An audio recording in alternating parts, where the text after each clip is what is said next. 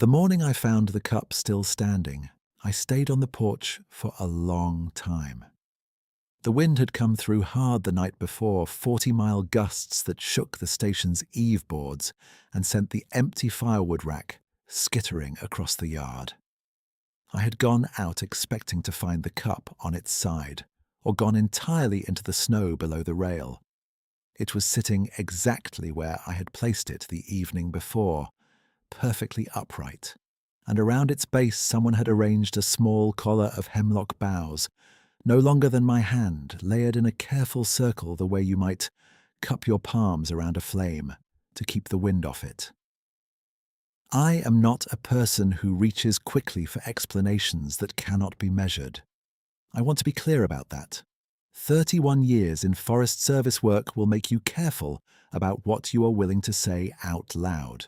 So I stood there at 6,200 feet in the last light of a January morning, looking at a cup I had set out for a woman who had been dead 3 years, and I understood that something had been watching me for a long time. To explain what that morning meant, I need to go back to the week Della died, and to the winter I first came back to the station alone. Della had a stroke in late October, 3 years before the winter this story ends in. She was 60 years old. I was 58 at the time, and I had spent the previous 22 years assuming without ever saying so that I would go first, because I had done the kind of work that gets into your joints and your lungs and leaves its mark, and Della had always seemed to me like the kind of person the world needs and therefore keeps. That is not a reasonable way to think about mortality, and I knew it even then, but a man builds his life around his assumptions whether he examines them or not. She was gone in 6 days. 4 of those, she was not conscious. The house afterward was the wrong size. I do not mean that as a figure of speech. The house was 900 square feet, the same house we had lived in for 27 years. And I moved through it like a man navigating a space that had different proportions than memory said it should. I kept cooking for 2 and eating alone. I kept leaving 2 mugs on the counter in the morning and then standing there at the coffee pot, holding the second one, putting it back. 3 months of that before I stopped putting it out at all. My son Marcus had come for the funeral and stayed 4 days, and we had been polite to each other in the way that people are polite when the thing they most need to say has no purchase on any available sentence. He left. We had not spoken since, which was 2 years before the winter this story ends in.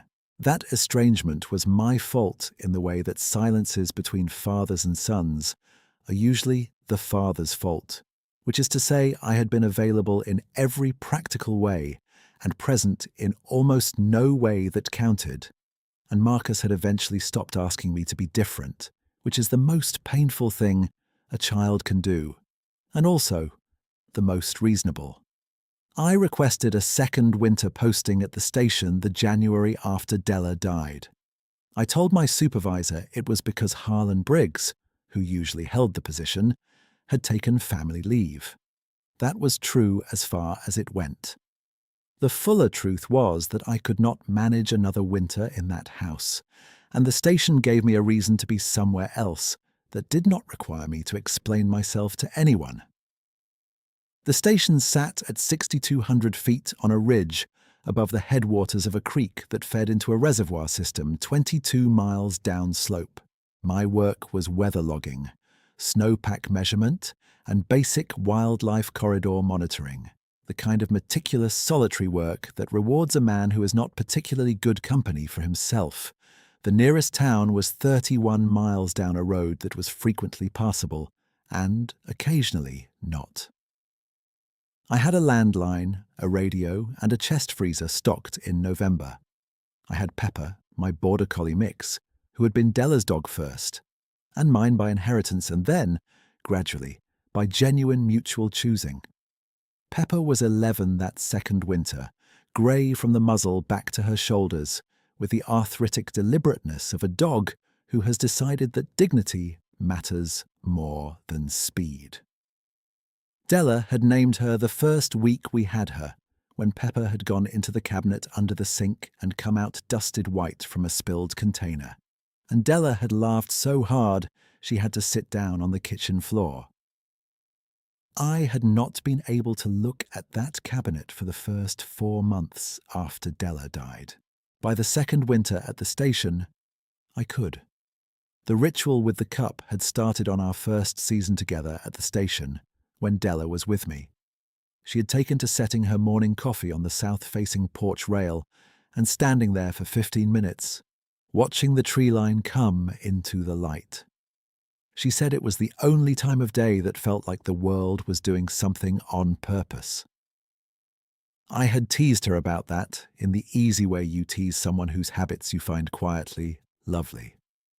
After she died, I kept setting the cup out.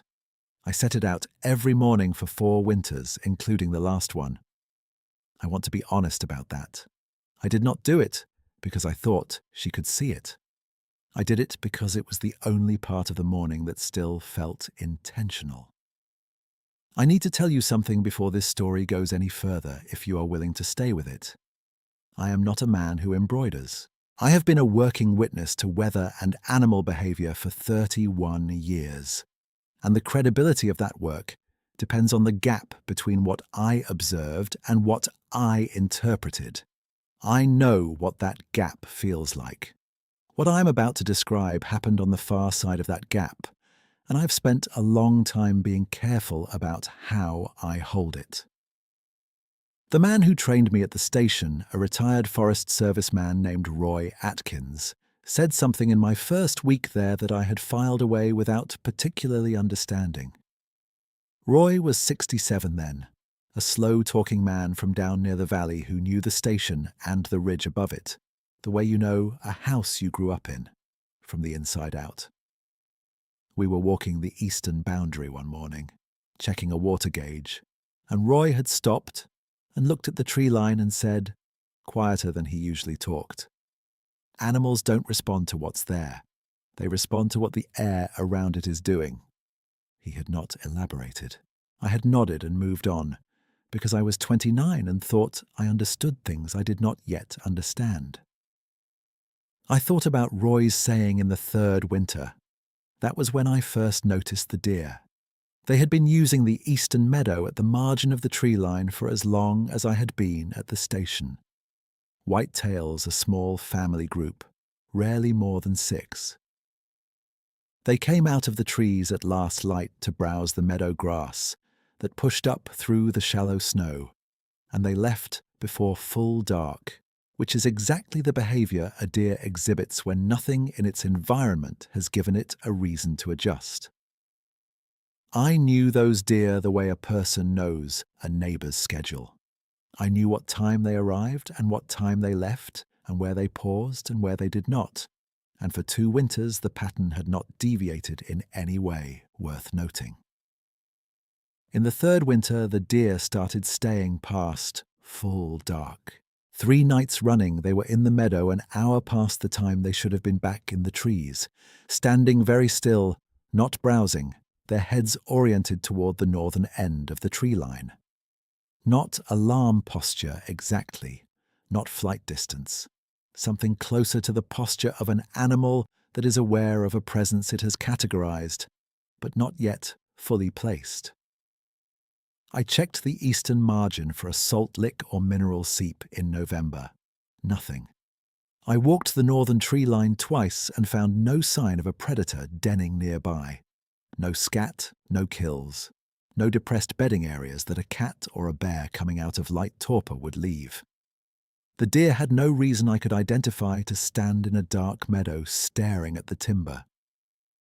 I wrote it in the log as an anomaly without a proximate cause and moved on. That is the correct thing to do when you observe something you cannot explain. You record it accurately and you wait. The jays were the second thing. A pair of Stella's jays had nested in the hemlock stand at the southeastern corner of the station's clearing for at least the 3 winters I had been there, possibly longer. Jays are not quiet birds and they are not subtle birds, and these 2 had a particular habit of raising a commotion each afternoon around 3 o'clock, when a thin-shinned hawk that hunted the clearing made its pass. They would call and chase until the hawk cleared the ridgeline, and then they would go silent. It was as regular as a clock, and I had stopped hearing it the way you stop hearing a clock. Until the afternoon, it did not happen. The jays went quiet at 2:45. No hawk. I stepped outside and scanned the sky. Nothing. I listened for whatever had silenced them. The meadow was still. The tree line gave me nothing I could read. After about 10 minutes, the jays started up again, but softly, not the alarm call, something lower and irregular that I had not heard from them before. This happened 4 afternoons in the following 2 weeks, always around the same hour, always the same pattern, a sudden cessation of ordinary noise, a period of quiet that had a different quality than ordinary quiet, and then the low, irregular calling, and then a gradual return to normal. I looked for a nesting raptor on the ridge above the hemlock stand. I found nothing. I repositioned a wildlife camera on the southeastern corner and reviewed 10 days of footage. Deer, 2 red squirrels, Pepper investigating a stump at the meadow margin, and on 2 of the 4 afternoons in question, a blurred patch of darkness at the extreme right edge of the frame that the camera's low-light sensor had not resolved. The patch appeared between 2:43 and 3:15. It appeared in the same relative position in both frames. It was approximately 8 feet off the ground. I told myself it was a shadow artifact. The camera angle, the winter light, a trick of depth. I reviewed the footage twice more. I did not change my explanation, but I did note that I had reviewed it twice more. The third anomaly was the hemlock bundle. I found it on a Wednesday in mid-January, the 4th winter. I stepped onto the south porch at first light to set out the cup, and it was already there on the rail, a bundle of hemlock branches 12 or 13 inches long, laid flat and layered in a deliberate arrangement, the kind of layering that requires an organizing intelligence. Not 2 or 3 branches windblown onto a surface, a constructed thing. The freshest branches on the outside, the cut ends all oriented in the same direction. I stood looking at it for a while before I picked it up. The rail was clear around it. The snow below the porch had no tracks other than my own boot prints from the previous evening. The wind had been 14 miles an hour out of the northwest the night before, which was enough to have carried the bundle off the rail if it had been set down carelessly. But here is the thing I had never told anyone. The south porch rail has a shallow groove, worn into the wood at the precise spot where I set the cup each morning. Years of the ceramic sitting in the same place, in rain and frost and sun. The groove is maybe a 1/4 inch deep, just enough to catch the base of a cup, just enough to cradle it.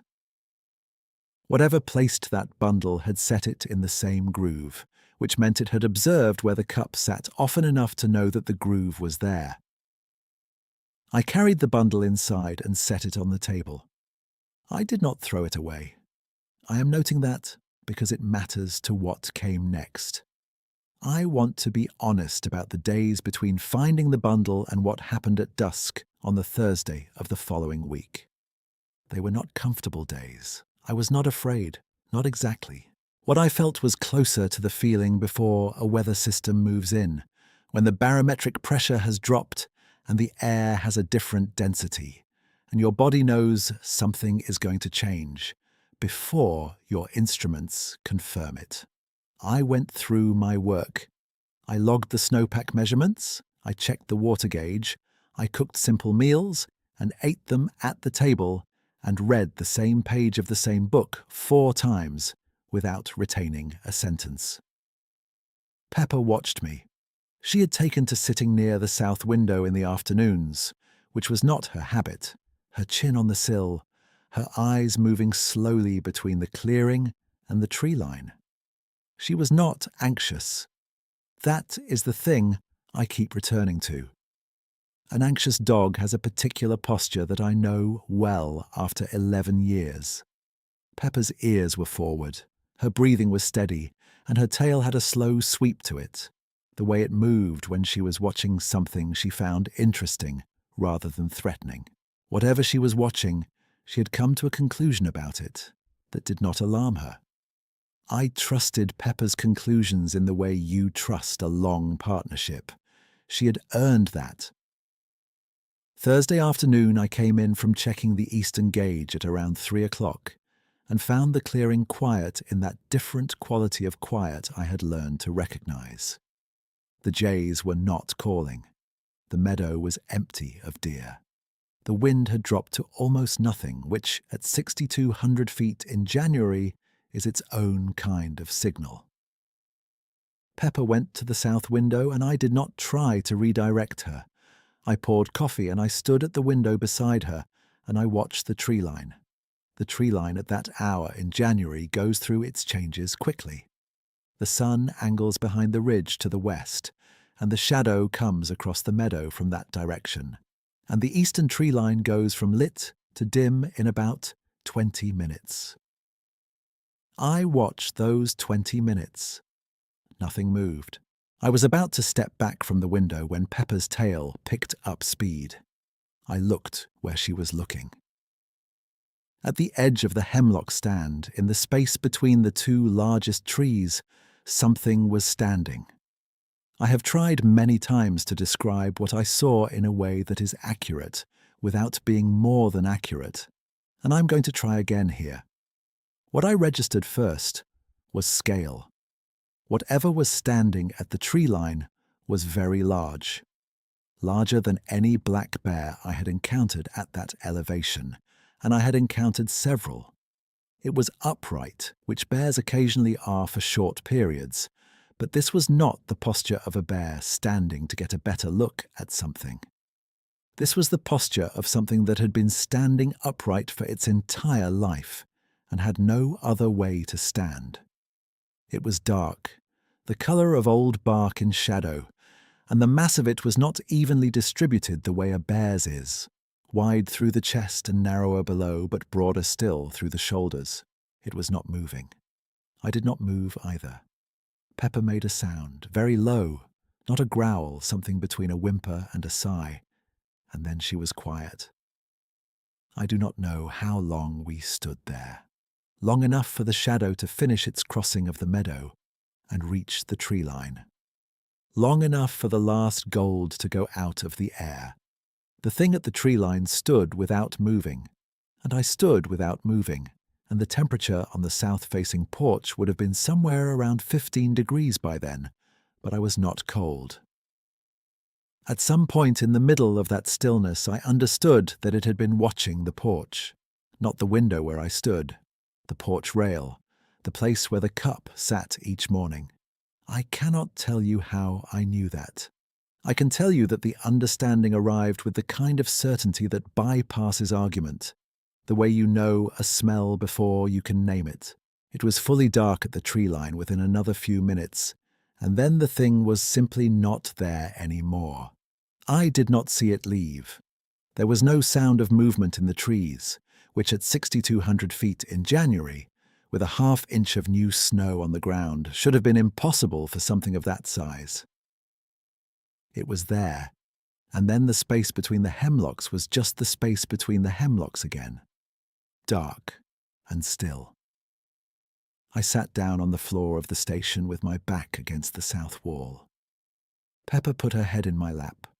I held on to her with both hands, and I stayed there until I was ready to stand up again. That night, I did not sleep much. I lay in the narrow station bunk and listened to the wind pick back up and thought about Della. This requires some explaining. I do not mean that the creature made me think of Della in some mystical way. I mean that lying there in the dark, it occurred to me for the first time in 3 years that what I had been doing each morning with the cup was not grief. Or not only grief, it was something closer to witness, setting something out in the clear air where it could be seen, The way you put a light in a window not because you think it will bring a person home, but because the light means something about your willingness to wait. And it occurred to me that I had been the only witness to that ritual for 3 years, which had been part of why it had felt so isolated and so insufficient. Something else had been watching. I need to be very careful here about what I am and am not claiming. I am not claiming to know what that creature understood or intended. I am not that far gone. What I am saying is that I had been performing a small, faithful act in a place with no human audience for 3 years, and something with no obligation to notice had apparently noticed. That is all I'm saying. The next morning I woke at 5:30 and lay still for a few minutes. Pepper was awake too, already at the south door, waiting with the patience of an old dog who has learned that patience is the price of most good things. I put on my coat and my boots, and I opened the south door. The cup was where I had left it the evening before. I had not set it out yet that morning. I had set it out the previous evening, as I sometimes did when I wanted to be on the porch at dawn without making the trip back inside. It had been on the rail through the night. The wind had not been gentle, and around it, arranged with the same deliberate layering I had seen in the bundle earlier that month, was a collar of fresh hemlock boughs, each branch placed so that its living needles curled inward toward the cup. The cup was completely upright. The boughs encircled it the way hands would if you were carrying something warm and did not want the wind to reach it. I touched the boughs. They were cold, but not frozen, which meant they had been placed recently. The snow below the porch was undisturbed. Whatever had placed them had reached the porch rail from outside, from below the rail level, and had withdrawn without leaving marks I could read. I picked up the cup. It was empty as I had left it, but it was warm in my hands from no cause I could account for, though I know that could have been the cold, making ordinary temperature feel like warmth. I held it for a long time. The sun came over the ridge to the east and lit the meadow and the hemlock stand, and I stood there with the cup in both hands, and I cried for the first time since the morning of Della's funeral. Not the hard kind of grief that feels like a wound being reopened. Something quieter and further down, the kind of release that comes when you realize you have been holding something clenched for so long that you had forgotten it was a choice to hold it. Something had seen the cup. Something had seen what the cup was for, and it had done the only thing within its capacity to do, which was to shelter it. Pepper sat on the porch boards beside me and leaned her weight against my leg, and I let her. I went inside when I could, and I sat at the table for a while, and then I picked up the landline, and I called Marcus.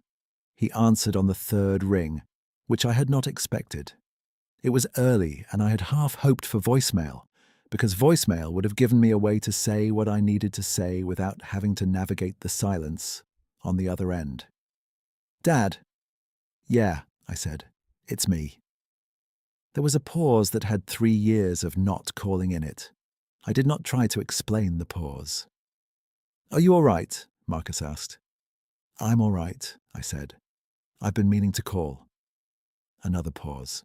I could hear him breathing, and some sound in the background that I thought was a coffee maker, which meant he was in his kitchen at this hour and had his own morning routines that I did not know about. "I know," Marcus said. "I'm sorry," I said. "I should have called a long time ago. I'm sorry." He was quiet. I had practiced a longer version of this on the walk between the south porch and the radio table, but the longer version had not survived the moment of the actual call. What I had said was what I had, and I waited to find out if it was enough. "You want to come down in the spring?" Marcus said finally. "When the season ends?" "Yes," I said. "I do." "Okay," he said. "Let me know when you're clear." That was the whole call. 4 minutes and something on the station's rotary dial landline, 31 miles from the nearest town, at 6,200 feet in January. It was not a resolution. Marcus and I had years of work ahead of us, and I knew that even standing there, holding the receiver. 2 years of silence does not dissolve in 4 minutes. But something that had been shut had been nudged open, and I understood as I hung up the phone that the nudging had been available to me for a long time, and I had simply lacked the willingness to reach for it. I want to tell you what the weeks after that were like, because they were not dramatic, and the absence of drama is part of what makes them matter. I finished the 4th winter at the station in my ordinary fashion. I logged the weather. I measured the snowpack. I took the wildlife camera footage in on a Tuesday and reviewed it without finding anything that would satisfy a skeptic, which is to say, I found the blurred patches again, twice more, and I logged them as unresolved anomalies and left them in the record. I did not go looking for the creature. I did not set out additional offerings or try to establish a pattern of exchange. I set the cup out each morning as I had for 3 years, and I stood on the south porch for 15 minutes, watching the tree line come into the light. And on 7 or 8 mornings over the final 6 weeks of the season, I had the feeling, not a sight or a sound, but a feeling, of a presence at the eastern tree line that was attending to the same morning I was attending to. I do not know what to do with that, except report it. I thought about Roy Atkins and what he had told me that first week. Animals don't respond to what's there. They respond to what the air around it is doing. I had dismissed that as old-timer poetry when he said it, the kind of remark a man makes when he has spent too much time alone in the woods and has started attributing intention to the world. I had been thinking about it wrong for 30 years. Roy had not been talking about the air in a mystical sense. He had been talking about what surrounds a thing, the conditions created by a presence larger than any particular body. The way a very large, calm thing changes the texture of the space around it before it can be directly perceived. The deer at the eastern tree line. The jays going quiet at a specific hour. Pepper at the south window with her tail moving slowly and her breathing steady. They had all been responding to what the air around it was doing. Roy died the winter before this one, in a nursing facility down in the valley. I had sent a card and not attended the service, which is something I think about. He deserved better than a card, and I think about what I would say to him now if I could, which is that he was right about the thing he told me, and that I finally understood it 32 years too late, and that I kept his saying in the same place I kept other things I had filed away without understanding, and that it was still there when I needed to find it. That is the nature of certain kinds of teaching. The lesson arrives on schedule, not according to the teacher's calendar. I drove down from the station in mid-March when the road cleared enough to make the trip safely. I spent 2 nights at the house, which was the first time I had been there in 4 months, and I walked through it at my own pace and let it be the size it was. I called Marcus on the 2nd evening and told him I would be in his city the 3rd week of April, if the offer still stood. "It stands," he said. We spent 4 days together in April. We ate at a diner near his apartment on the first morning, eggs and coffee, and we talked about ordinary things, his work, my winter, the drive down. On the 3rd day, he asked me about Della, and I told him some of what I remembered, things I had not thought to tell him before because I had assumed he already knew them. The small, private things that a husband knows about a woman that her children do not. The way she could not let a cup of coffee get cold without apologizing to it. The sound she made when she was reading something she found funny. Not a laugh exactly, more like a breath that had decided to be a laugh. Marcus listened with the attention of someone trying to fill in a picture he had been working on for a long time, without quite enough pieces. We did not talk about the estrangement directly, which was the right call. We moved around the edges of it with the care of 2 people who have finally decided that the object they have been avoiding is one they want to eventually handle, just not today. That felt like progress to me. I drove home on the 5th day with the window down most of the way, even though it was cold, because I wanted the air moving. In late May, I submitted the paperwork for a 5th winter posting. My supervisor approved it without discussion because there was no one else who wanted it, which is a fact I have always found quietly satisfying about remote station work. The people who want it for their own reasons, and the people who do not want it have no idea what those reasons might be. I drove up to the station in early November to open it for the season. The road was clear. The firewood Roy's successor had stacked in October was good, split hemlock, dense and dry. The south porch rail was weathered but sound. The groove in the wood was there, unchanged. I set the cup in the groove the first morning and stood on the porch for 15 minutes. Pepper stood beside me, not leaning against my leg the way she had done in January, just standing companionably, the way old dogs stand with people they have decided are worth standing with. Her muzzle was greyer than it had been in January.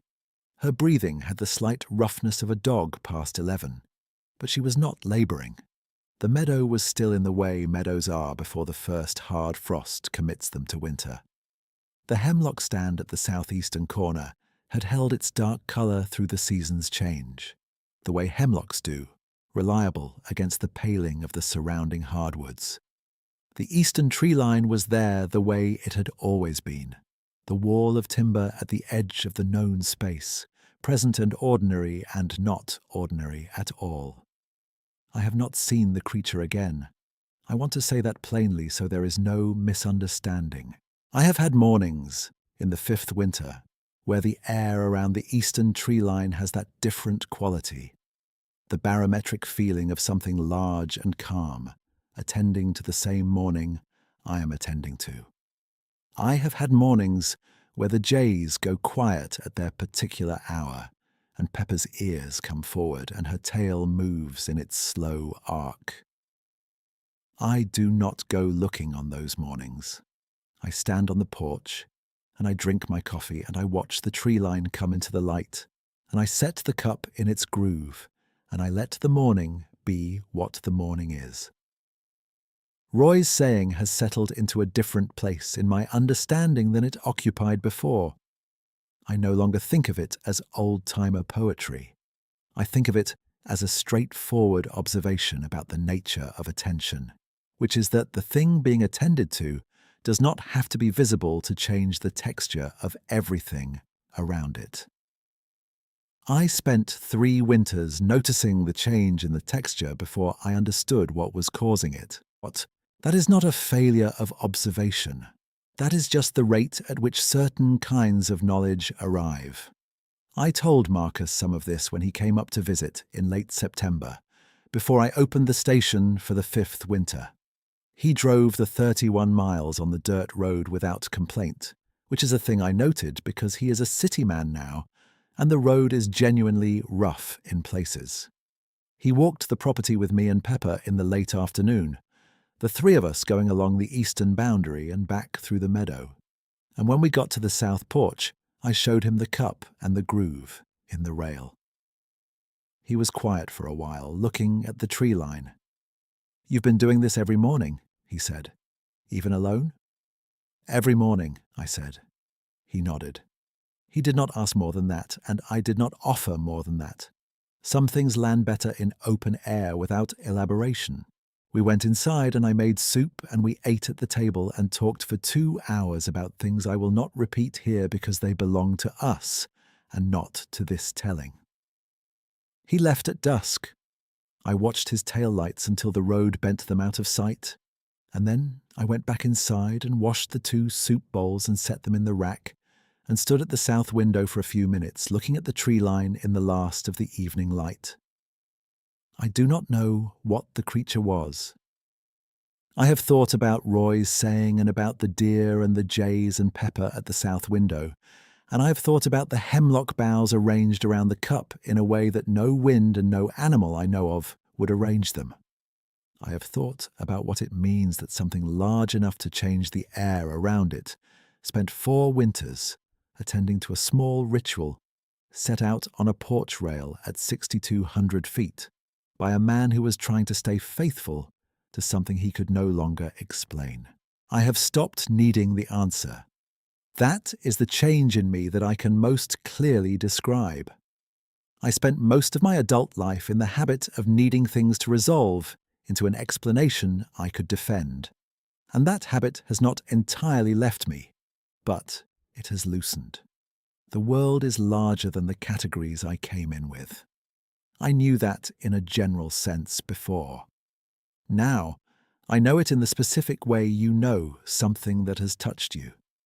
The 5th winter started the way the others had started, with cold coming down off the ridge and the snowpack building slowly in the timber above the water gauge, and the jays back in the hemlock stand at the southeastern corner, calling their ordinary afternoon complaints at whatever crossed their sight lines. I logged the weather. I measured the snowpack. I set the cup out each morning and stood on the porch for 15 minutes. Some mornings the tree line gives me nothing but timber. Some mornings the air has that other quality, and Pepper's tail moves in its slow arc, and I hold the cup with both hands, the way you hold something warm when the wind is working against you. I've told this story twice now, once to Marcus in pieces, over that September evening at the table. Once here. Both times it has cost me less than I expected, which I take as a sign that it is finally the right time to tell it. If something you cannot explain has stayed with you longer than it should have, the next story on this screen might be worth your time. The cup is still on the rail.